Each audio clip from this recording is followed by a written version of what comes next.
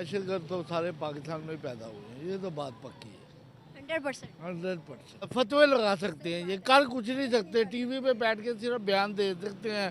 तो जब तक हम इत्तेहाद की बात नहीं करेंगे, हम तो इसी तरह लोग कि कभी अमेरिका हम पे अटैक करेगा, कभी इसराइल अटैक करेगा, कभी कोई और मुल्क, कभी इंडिया, कब जिस तरह कि टेररिस्ट कहाँ पे नहीं है। हर वो बंदा टेररिस्ट है जो किसी दूसरे का के मफाद के ख़िलाफ़ काम करे। ठीक है, they are doing very great job. जय हिंद दोस्तों, नमस्कार। आपका स्वागत है आपके और हमारे चैनल स्लो डायलॉग्स में।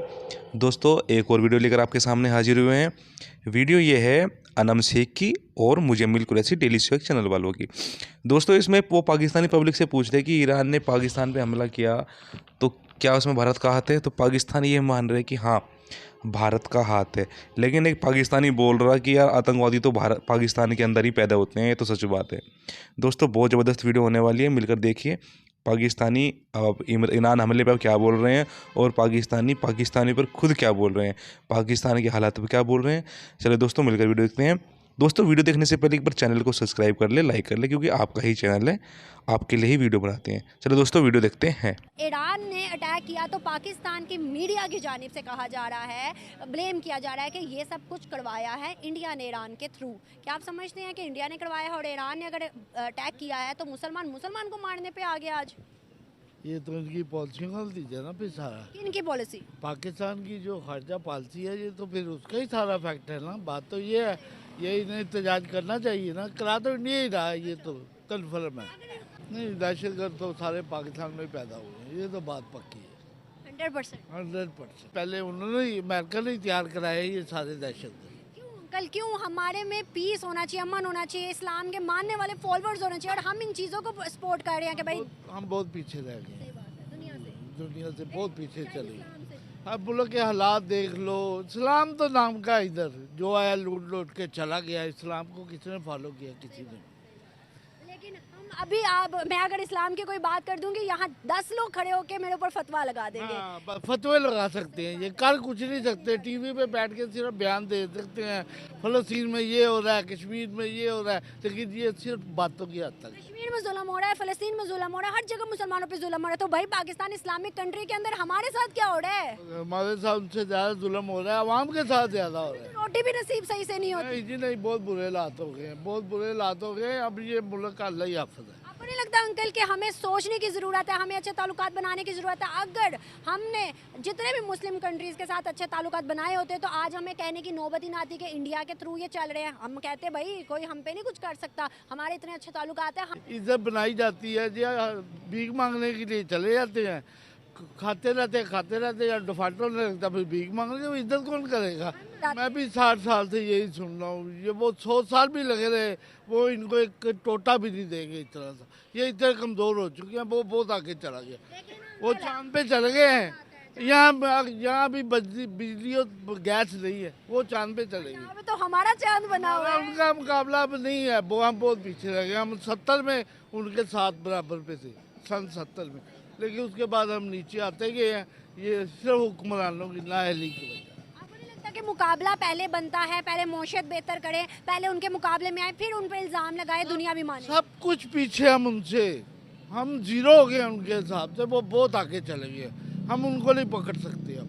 फिर इल्ज़ाम भी ना लगाए। तो फिर इल्ज़ाम जी ये पाकिस्तानी कौम का है क्या? इल्ज़ाम ही लगा सकते हैं ना, हुक्मरान एक दूसरे पे लगाते हैं, लीडर लगाते हैं, तो ये इन पर इल्ज़ाम लगा सकते हैं, वो भी दुनिया को दिखाने के लिए। इज्जत ही कोई नहीं है इन मुल्कों में, हमारी इज्जत ही कोई नहीं, हमें अच्छा समझते ही नहीं। हम देखें ना, मोदी को कहते हैं भाई कातिल है, ये है वो है। मोदी जाता है सोने का हार लेके दूसरे मुल्क में, हम जाते हैं कटोरा लेके। ये बात तो ये है सारी, तो उन्हीं की होगी। मोदी अपने जैसा भी है उसने अपने मुल्क को ऊपर ले गया, वो ये हुक्मरान नीचे लेते आते हैं, बस डिफाल्टर होने लगा, डरा के रखते हैं लोग। गैस महंगी, बिजली महंगी, हर चीज़ इन्होंने तूफान मचाया हुआ है। ऊपर लेके गया तो आज उधर के मुसलमान उनके हक में। हाँ, तो बात तो यही है ना भैया, हम बहुत कमज़ोर हैं, हम बांग्लादेश से भी नीचे आ चुके हैं। हम तो इसी तरह लोग कि कभी अमेरिका हम पे अटैक करेगा, कभी इसराइल अटैक करेगा, कभी कोई और मुल्क, कभी इंडिया, कब जिस तरह कश्मीर में वाक़यात हो रहे हैं। तो मैं इस चीज़ को नहीं समझता कि हमें चाहिए कि हम उनका जवाब दें।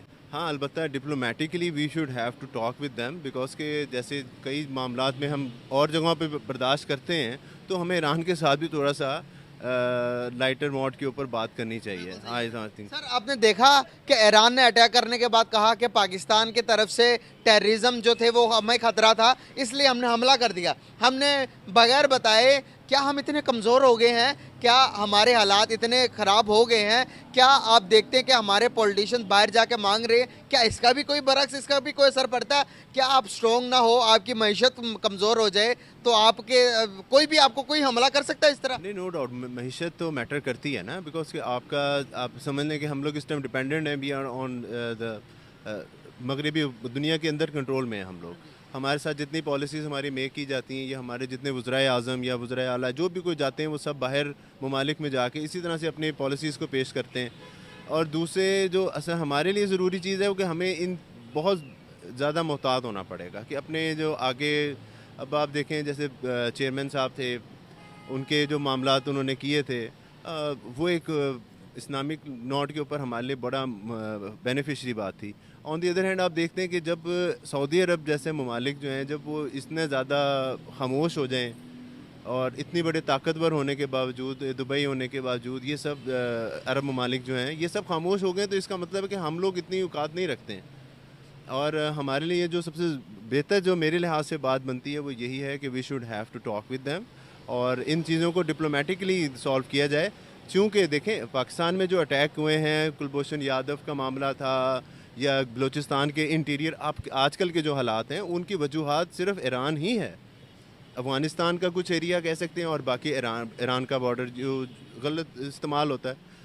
और जो पाकिस्तान की इकॉनमी है वो डिस्टर्ब करने के, देखें सबसे ज़्यादा जो ये स्मगलिंग वगैरह ये सब कुछ होता है, ये इससे सबसे ज़्यादा नुकसान हमारी इकॉनमी को हो रहा है। बिल्कुल सही।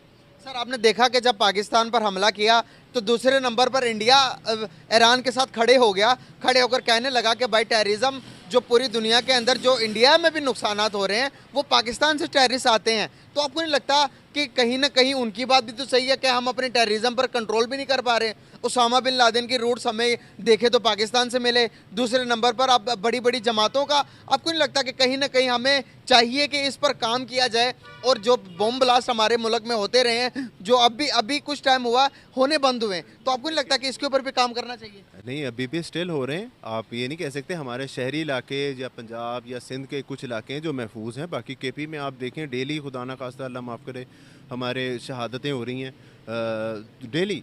और ऑन दी अदर हैंड जब आप बलूचिस्तान की तरफ देखते हैं तो वहाँ तो बहुत ज़्यादा ही बुरा हाल है कि वहाँ पे तो कोई देखने को मिलता ही नहीं।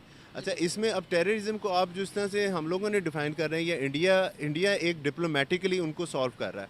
वो इंडिया ईरान के साथ ट्रेड भी कर रहा है, आप ईरान से ट्रेड नहीं कर सकते। इंडिया जो है इस सीम पे देखें, उस टाइम पाकिस्तान को सबसे ज़्यादा डीफेम करने में उनका हाथ है और हमने उनको पूरे मौके भी दिए हैं। नॉट ओनली कि हमने उनको हर बहुत मौके, ताकतवर भी है सर, वो कर सकता है। उनकी इकोनॉमी बहुत स्ट्रॉन्ग है। दे हैव बहुत इतनी बड़ी 1.5 अरब की आबादी है उनकी और they have a very strong economy. और जब वो एक ट्रेंड सेट करना शुरू करते हैं तो आप समझ लें कि 1 अरब की आबादी हो तो वो 20-25 करोड़ तो वैसे ही हाँ में हाँ मिला देते हैं। मालदीव का सब देखें बेचारों को क्या एकदम उनके सब कितनी मुश्किल हुई हुई है उनके लिए। डिप्लोमेसी विन है ना सर, फिर माननी पड़ेगी आपको। They are doing very great jobs but